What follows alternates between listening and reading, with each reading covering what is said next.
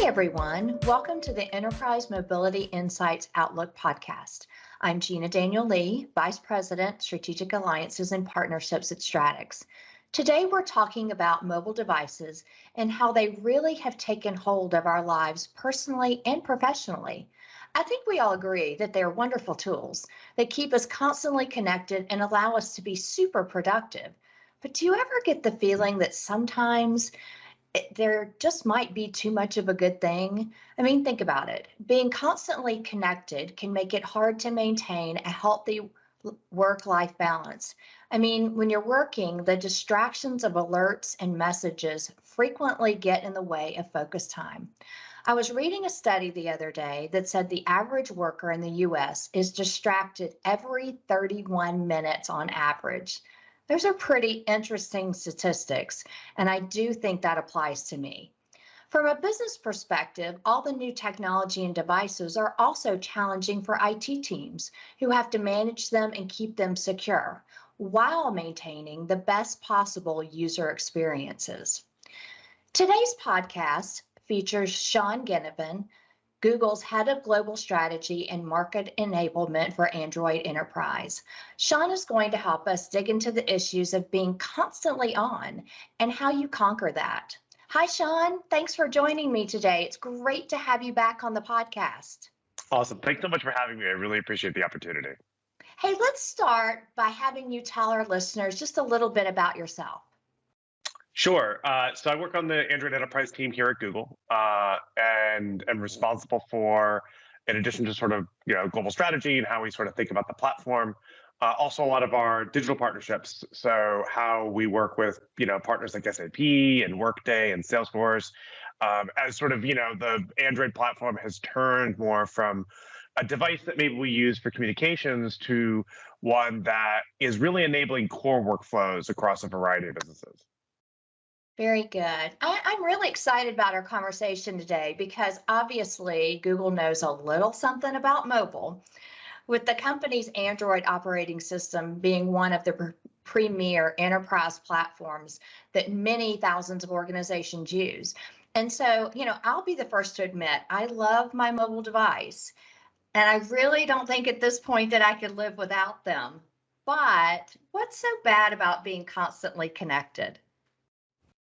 Yeah, I think we're really starting to see that connectivity can be a double-edged sword. On the one hand, there's tremendous positives, and we see this in both our professional lives and our personal lives. The fact that we're even able to have this conversation, on other sides of the country in real time, shows that there's a lot of positives. And we also have seen, frankly, the lack of connection can be a challenge for a lot of employees.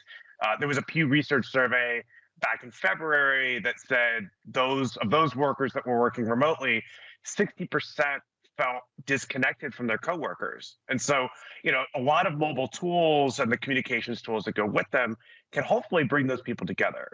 But at the same time, way back in 2018, so this is prior to COVID, Google did some research surveys with a sampling of users across the globe. And what they found was that mobile devices loaded with social media and email and news apps really were creating a constant sense of obligation and generated unintended personal stress for those end users.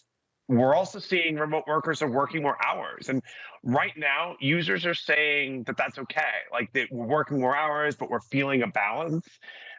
But I do think this is something we're going to need to keep a look at. We're going to need to really think about, as more of us are walking around with computers in our pockets, what is that going to mean from a balance perspective?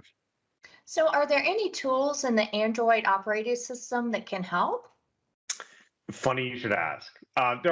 This has obviously been a huge investment area for Google. It's been something we've been thinking a lot about for many years, this idea of digital well-being. And it's really extended across our products. For Android specifically, let me give you some examples. One that I actually have been using quite a bit lately is Bedtime Mode. So Bedtime Mode lets your Android device stay dark and quiet while you sleep. It uses Do Not Disturbs automatically, so you can silence calls and texts and other notifications that might disturb sleep while you're trying to sleep. But it also puts the device into grayscale mode. So it actually mutes all those colors, all those bright, flashy colors that are designed to draw you in while you might be reading something or watching something, that ultimately keep you up as an individual. And so it tones all that down and helps you get to sleep. When that workday starts, you can use focus mode. And focus mode really helps people get in the zone while they're at work and block distractions. So you can pause some of those apps that might be luring you away from the work you're trying to get done, like your favorite social media apps. And so if you want to turn off all those distractions, really all you have to do is tap. And when the workday ends, you can use Work Profile. And Work Profile is a technology within Android Enterprise that separates work apps from personal apps. And you can automatically turn those work apps off, really allowing you to refocus your attention back onto friends and family. I love There's that. also real quick, there's also a broader set of digital well-being tools. So if you're trying to figure out, like, how am I engaging with my device, what apps might be maybe drawing me in more than I want to, there's a whole digital set of digital well-being tools on Android devices to give you those insights. But you can set schedules, so your phone knows when work starts and when it's time to bed, and it kind of guides you to the right place with all those tools that I described. Those are great options. Let's shift our conversation just a bit and talk about the proliferation of mobile technology and the challenges that this brings for IT teams. Why is it that mobile can be so challenging? I think, we're certainly seeing the proliferation of devices, become a challenge. It's just the volume that folks are working with. But also, frankly, it's the fact that our work and personal lives are becoming increasingly blended. And I think that the fact that that organizations don't have policies in place, or potentially more importantly, that employees don't know what those policies are, really can go and leave organizations open to risk. There was a Gartner survey recently that found over half of employees are using personal devices at work. And so when Stratix's own survey is finding that only 14% of orgs have a BYOD policy, that's pretty concerning, right? That potentially leaves a huge gap of, like, people that are, the end users are doing BYOD, but there's not necessarily the actual set of controls and policies to set what's acceptable use and what's not. We're also seeing gaps really with regard to sophistication of mobile deployments. So ultimately, digital transformation is on the mind of every CIO. It's on the mind of every CEO. It's a huge concern for the C-suite. And it's going from a mobile perspective, it's going to come from more than just email. So the good news is that, in the Stratix data, 77% of employees were saying they can access information from any device. That's great. That's a right first place to start. But they're also highlighting at the same time that access to legacy data is unavailable to those same employees. And that runs the risk of really limiting the value for that mobile deployment. If I can't go through and necessarily access a legacy system or improve a legacy process, I end up with sort of a disjointed workflow that might make me less efficient. And it's one of the reasons why we're working very closely with partners, like SAP, like Salesforce, to really help ensure that employees, no matter where they are and what device they're using, they can access those established IT systems that the business relies on. So give me some context, Sean, on how Android helps. Yeah, I think, first of all, we talked about this idea of the work profile, the ability to separate work from personal. I think that certainly can help. It's certainly in helping organizations, or end users rather, within the organization establish work-life balance. I think from a security perspective, we've really been building a lot of security into the platform to address the most common areas of attack. Chrome, which is part of Android, offers safe browsing tools. So if you're visiting that suspicious site, maybe you're watching a movie and you're like, I'm just going to click on this link and see what happens. We'll automatically let you know that site's suspicious. Android Messages, which is a part of the messaging suite of Android, helps flag messages that might be spam. And then obviously Google Play Protect is scanning over 100 billion apps for malware to make sure that we're keeping users protected. We're also extending that out for developers. So for developers, we have tools like Jetpack to help eliminate boilerplate code and operate your applications in a secure fashion. Jetpack Compose it makes it really easy to build great UI without necessarily needing to be a development wizard. And ML Kit, is really helping organizations adopt common machine learning functions like text recognition or translation or barcode scanning to make those digital workflows more efficient. And then, frankly, really this comes down to offering the right device for the right job. The broad hardware portfolio of Android, we believe is differentiated because what we know from experience, and Stratix, I know knows this as well, what's right for the back office isn't necessarily right for the warehouse. And so that broad portfolio ensures that the right device can deliver the right experience to the end user. But for those developers that are going and mobilizing a business process, it's all the same Android. You're building against the same operating system platform, no matter what device is bringing the experience to the end user. I like that. Obviously, you have read our 2022 Enterprise Mobility Outlook report. I love that, and I love the references that you made in your last answer. One of the other things that we learned from that is that large companies need very high levels of customization in their mobile solutions a lot of times. Why is the Android operating system good for that? Yeah, I think a lot of people go through and think about Android because it's an open source project as offering customization. And that is true.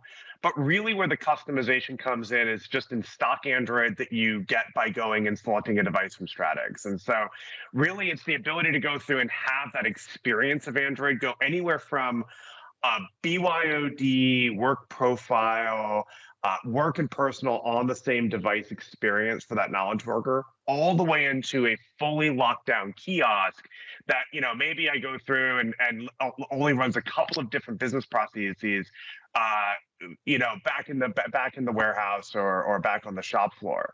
And that customization, being able to go through and kind of tailor and tweak those work styles to what that work persona is, we think is really important. Certainly, also customization comes through what experiences are you driving down and what applications are you enabling. And so, the ability to use Google Play to not only push down those commercial applications like a Chrome or, like a Workday onto the device, but also it used that same architecture to roll out private apps. It really goes through and allows those organizations to, drive that custom workflow that's unique to their business. And then, as we said, really the variety of device types ensures that an organization can really deliver the right experience and the right set of hardware that is tailored to those specific needs and workflows within an organization. Very good. It seems that on our podcast lately, all roads lead to 5G. We always end up having some kind of conversation around 5G.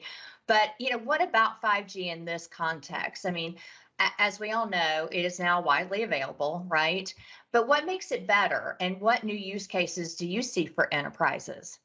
Yeah, I think when I think about 5G, I think about it in three core buckets: better quality of service, reduced latency, and increased bandwidth. On the quality of service side of things, 5G offers the potential to offer service level agreements from the carrier offered through 5G splicing, which basically allows a commercial operator to say, okay, we're going to offer a dedicated part, a quality of service to the network. Android was the first to bring that to market, and that really can allow for better functionality for a mission critical application. There's just sometimes apps that need to work. In healthcare, it's not so much that it's a bandwidth intensive app to look up a patient chart when I'm doing a home health visit, but if I can't access the patient chart, that really means the entire home health visit is a non-starter. That's right. Certainly latency sensitive applications, controlling a robot, controlling a drone, leveraging augmented reality and see what I see. The latency improvements on 5G can be quite significant and allow for that more real-time interaction between the device and the outside world.